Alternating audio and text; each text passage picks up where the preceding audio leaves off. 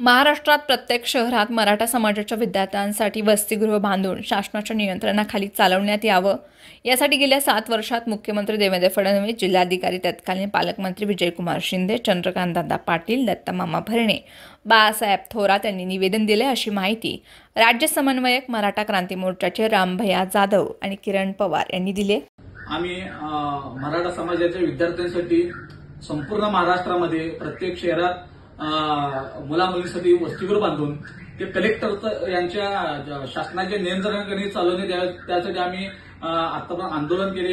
राज्याचे मुख्यमंत्री देवेंद्र फडणवीस साहेब असतील, जिल्ह्याचे तत्कालीन पालकमंत्री विजय देशमुख मालक असतील, दत्ता भरणे असतील, चंद्रकांतदादा पाटील असतील, त्यांना आम्ही निवेदन दिलं आहे।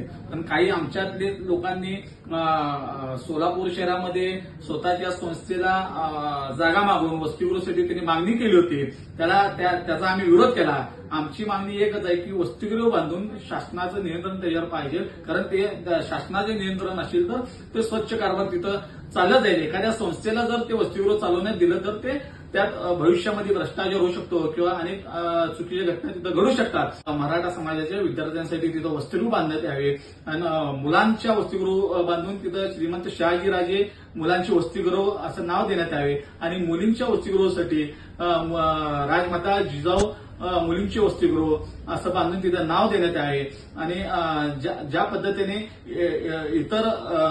इतर वसतिगृह इतर ज्या ओबीसी समाजाला ज्या सुविधा देतात ते सुविधा आम्हाला तिथं देण्यात यावे। संगणक कक्ष तिथं बांधण्यात यावे, भोजनाची व्यवस्था असतील, तिथं जिमची असतील किंवा लायब्ररी असतील त्या वसतिगृहामध्ये तिथं बांधून देण्यात यावे असं मी मराठा क्रांती मोर्चाच्या वतीने आपल्या माध्यमातून सांगतो।